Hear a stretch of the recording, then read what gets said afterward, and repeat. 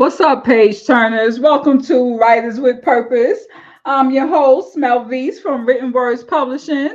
At Written Words Publishing, we envision a world where every storyteller, regardless of their background, has the opportunity to share their voice, shape narratives, and impact the world through the written word. Okay, so if you value powerful storytelling, which I know you do because you are here watching in and listening to this great podcast, do me a favor and like this video, like this audio, follow this channel, subscribe to this channel, and share this podcast, okay? Because one thing I know for certain and for sure is that every episode we have an awesome guest who brings some powerful insight on whatever the purpose is behind their story, okay? So today we are going to dive into the purpose of a story that begins with two little girls meeting on their very first day of school in a quiet town and forming a friendship that feels unbreakable. But as life unfolds, choices are made, hearts are tested, and tragedy leaves behind a silence that changes everything. Okay. What she left behind is a powerful emotional journey through friendship, loss, and the moments that shape who we become. All right, page turners, let's welcome Angela Harrington to Writers with Purpose today. She is the author of What She Left Behind. How are you doing today, Angela? I'm very good. Thank you for having me. That's awesome. Well, tell the page turners something about yourself. I'm from New Brunswick, Canada. New Brunswick's a province here in Canada, just a small little one. Grew up here my entire life, and I started my writing journey many years ago, just writing stories here and there, and finally decided to start publishing once I became more familiar with independent publishing. Great. Yes, yes. Independent publishing. That is a great thing. You have total control over all your work and all your content, and you have the final say. So that is what a lot of authors really are enjoying nowadays. Tell us what was your purpose for writing What She Left Behind? Originally, it was kind of a story to a friend of mine that I'd lost touch with. Just kind of how I felt for her as a friend, that she was kind of someone I always looked up to and admired. And then the story just kind of went a little bit different, but overall, it's still about that main friendship between two girls. Oh, great. So you use a real life experience to base the premise of your story. How much of your story would you say is based on facts versus fiction? I would say the basis of the story is fiction. The details of what happened are all fiction, but the friendship is written from experience. There's a friend that I met in elementary school, grade one, and we were friends throughout our whole school career. And that's awesome. So did you all like lose touch with each other yeah, or? yeah. Oh Just, wow. you get busy in life, and you take one way, they take another way, and you just kind of lose touch. So your characters in the story, they were friends when they were children and then they reconnected as adults? Not at first. So they're friends throughout their school career. The main character, Sherry, meets a boy, and then because of choices that she makes, um, things happen, tragedy strikes, and I don't really want to give too much away for the ending, but there is another book that will come out later, for part two of this book, that will reconnect the characters. Okay, So okay. the story doesn't How- end just right in the first book. Okay, so it's a series. It's going to be a series. How many books do you anticipate for this series? Just two. Just the two? Oh, Yeah. okay. All right. Well, we don't want you to give away any spoilers or anything. If anybody really wants to know the meat and the gist of the story, you gotta go and buy the book and read the story. But were there like any moments in the book that you felt were hard for you to write, especially gleaming on, your own personal relationship with a close childhood friend? Not necessarily about like the writing of the friendship wasn't hard, because it shows just how close they are and they stand by each other through everything that happens. The hard part was the tragedy, and the decisions that are made because of that tragic moment were kind of hard to write about. Okay. Well, I know that if you want the reader to feel the emotion that you're trying to relay on paper as the writer, you have to feel that emotion. So, how did you deal with the emotion that came along with writing a tragic scene or a tragic, plot in your storyline? Taking my time to write it, which is a big thing. Not trying to get it all out at once because it really is quite an overwhelming moment, with what happens and the repercussions of that tragedy. Just really, and I go to therapy as well, so digress a lot in therapy and talk about things and a way to process. So really, just writing a little bit at a time, so it wasn't so overwhelming when I wrote it. That's great. Yeah, you have to process it and don't let it overwhelm you. Just flow with the. I mean, if you're feeling, joy, you're real happy and excited right now, and you're at the part in your story where the character is down. You might not want to write that part of the story right now. Yeah. Maybe skip and come back at a time when you're not feeling so, upbeat and so joyous, so that you can come down to the level that your characters are on. That is very, probably a safe zone for us writers. To be careful. You got to be able to manage your emotions. And oh, okay. Let me tell me this: are there any characters in your story that someone is just going to absolutely love or hate? Well, I've had people read the book before I published. I like to have a couple readers get their feedback of what they like, what they don't like, does something make sense, not make sense. And the guy that enters the story, a lot of them didn't like him, and but they did like the main character, and they felt bad for her, like they could relate to what she was going through in different parts of the story. Um, but yeah, that's really the characters that they really related to. They didn't like the guy that was introduced, and they really enjoyed reading the girl's story of kind of going from childhood, seeing her relationship with her parents, and then kind of what happens to her at the end of her high school career. Okay. All right. Well, based on the feedback that you got back, would you say that you achieved your goal? Did the reader get out of the story what it is that you intended for the reader to get out of the story? What do you think? Well, it's interesting. My grandmother read the book, and it's not her typical type of book. She's usually a mystery reader, and she really got into the story. And she started talking to me. She's like, "I know they're not real characters." She goes, "But I can't help but just get so enthralled by the story, and I can't believe that this character did this, and this is what happened to her." And she was really into the story, and it really surprised me how much she got into the story, considering that's not what she reads for books. Well, that's a clear indication that you wrote the story well. You did your job, because if somebody that if your story is not their typical genre and not what they typically like to read, and then they pick up your book and actually enjoy it, yeah, you've done your job. And I always tell people, like the ones that read, I said, I don't want you to tell me you like it because you know me.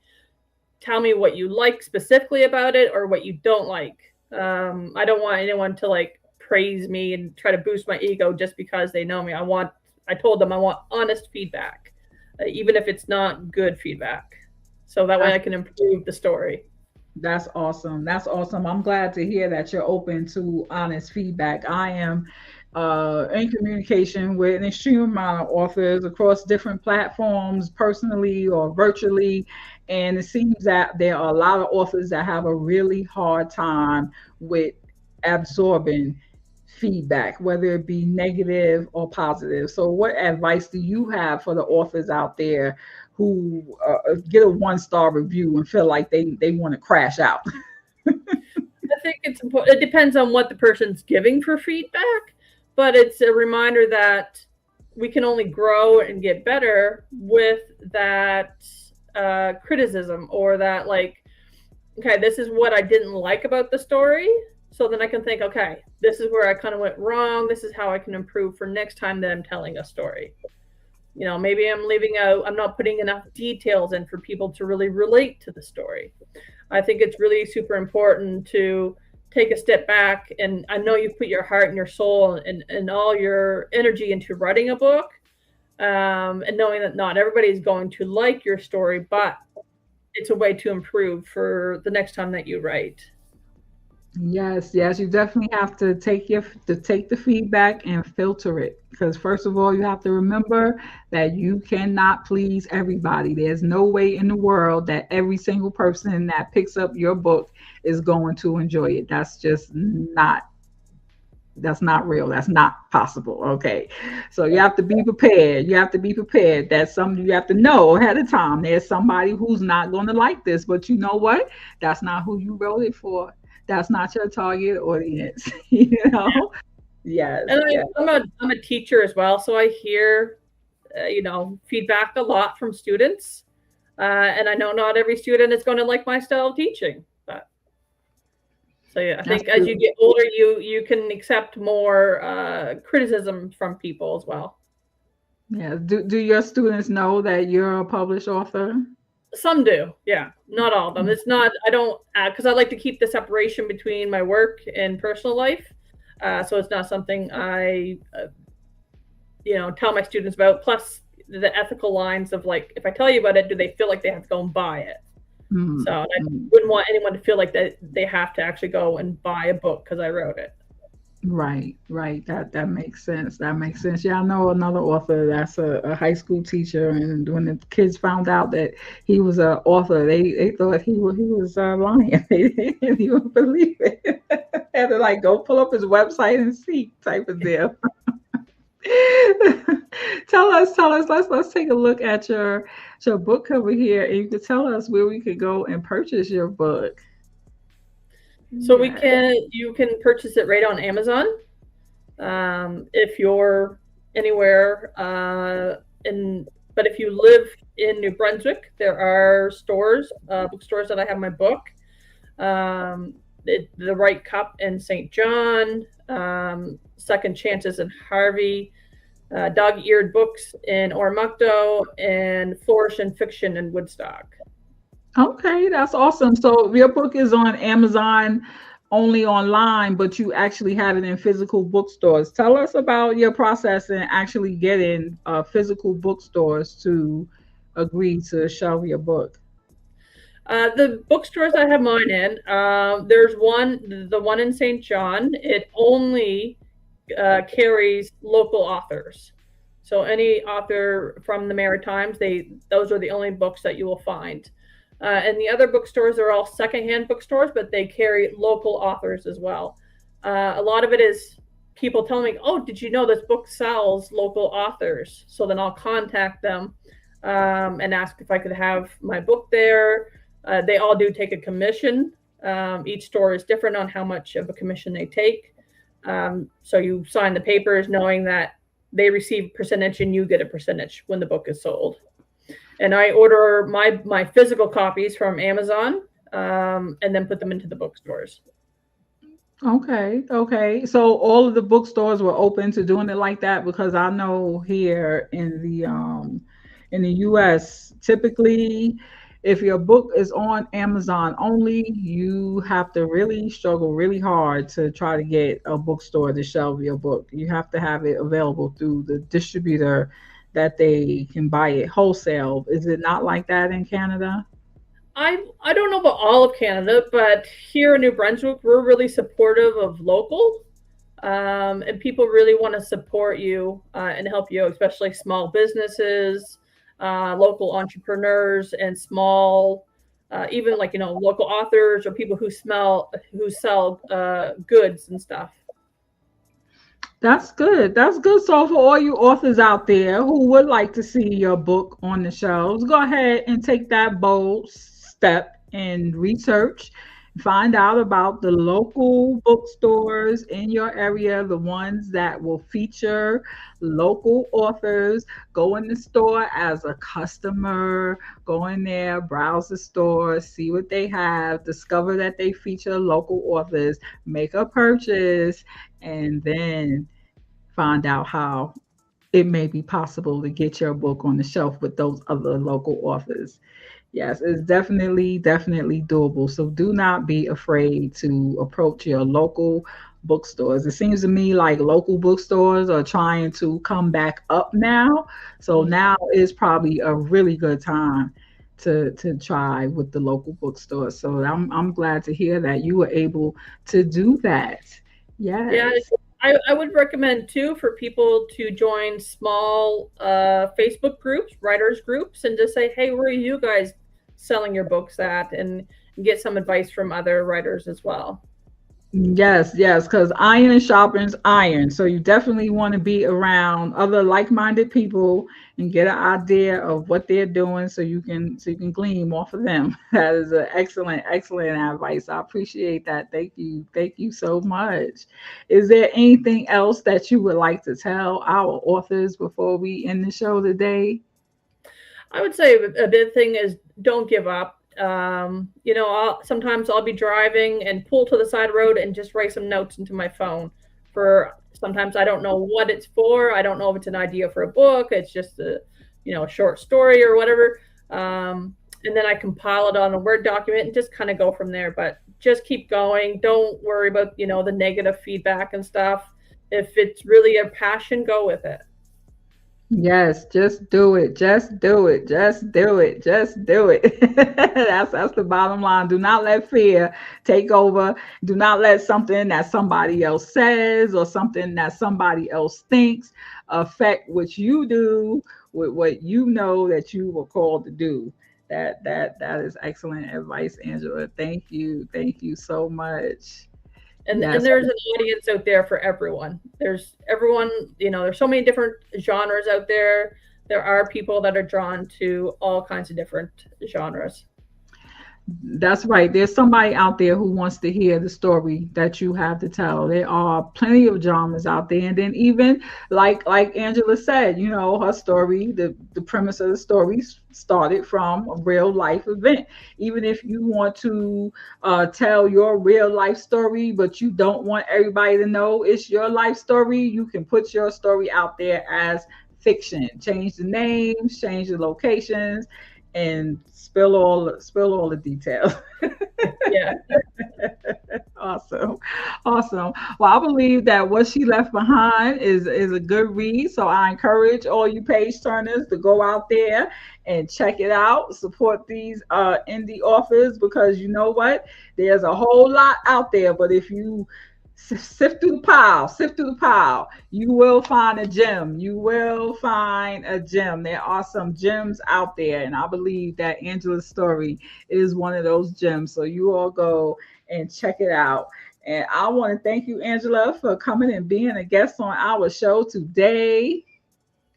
And I want to thank all you lovely page turners for watching our show today.